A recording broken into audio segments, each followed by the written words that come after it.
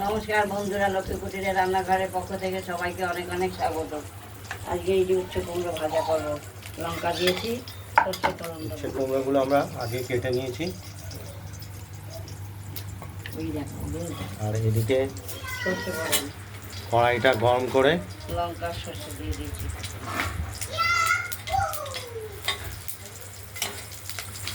সর্ষে আর কাঁচা লঙ্কা ফোড়ন দিয়ে কুমড়ো উচ্ছেগুলো আমরা দিয়ে দিলাম। এটার মধ্যে এইভাবে ভাজা করে নেব।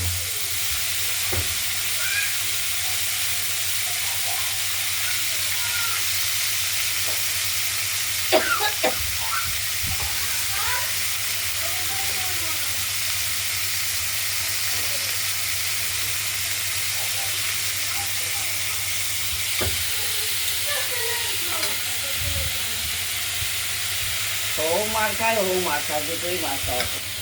ভাত সেরকম আরও দুটো চাল। পরিমাণ মতো লবণ দিয়ে দিলাম।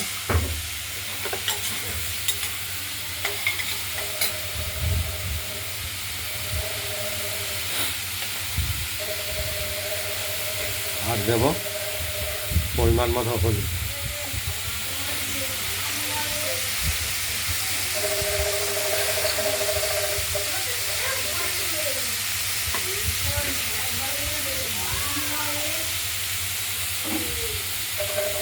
চুপ করে একটা চুপ করে দাঁড়িয়ে থাক। আর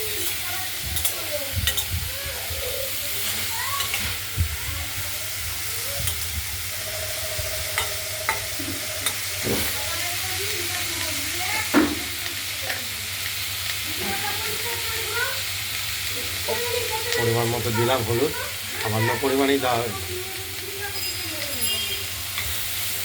কুত্তার বাচ্চা বলো না, ওরাও তো বলছে। উচ্ছেগুলোকে আমাদের বারে বারেই নেড়ে দিতে হবে, নয়তো কড়াইতে আটকে যাবে, পুরো ধরে উঠবে, যেহেতু তেল কম। লঙ্কাগুলো এত দেবে না, খুব কিছুটা তেল দিতে হবে।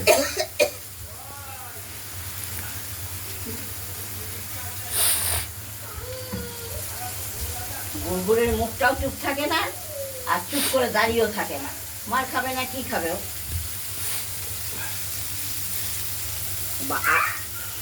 মার হাতে মার খাচ্ছে।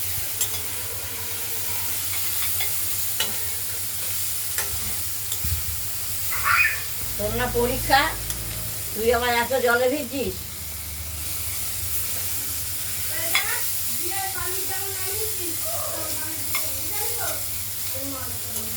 এইভাবে ধীরে ধীরে আমরা ঢাকনা খুলে নাড়া দেবো, নাড়া দিয়ে আবার ঢাকনা দিয়ে দেবো। চালটা কবার দিয়েছ?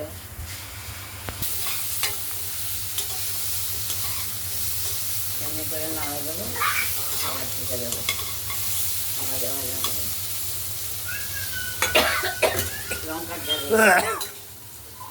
লঙ্কা ঝাঁজ নাক দিয়ে যান।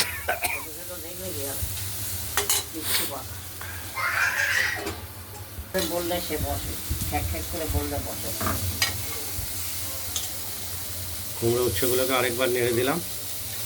এখন একটু কুমড়োগুলো সেদ্ধ হয়েছে না, অনেকটাই সেদ্ধ হয়েছে। কুমড়োটা অনেকটা সেদ্ধ হয়ে গেছে, নরমও হয়ে গেছে, আর একটু লাগবে সময় ভাজতে।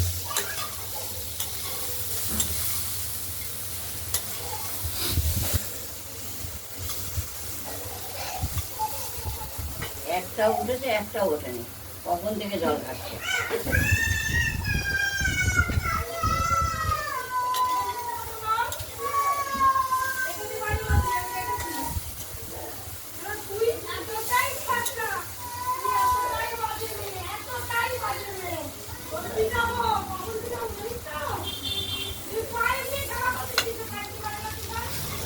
পাইপটাকে সরিয়ে রাখো।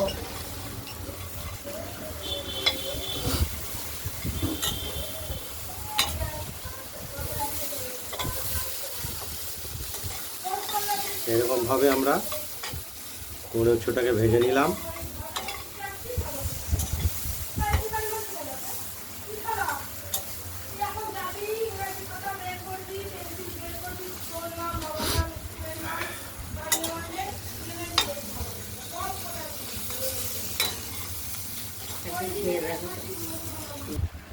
কুমড়ো উচ্ছেটা ভাজা হয়ে হয়ে গেছে, ওভেন নিভিয়ে দিয়েছি।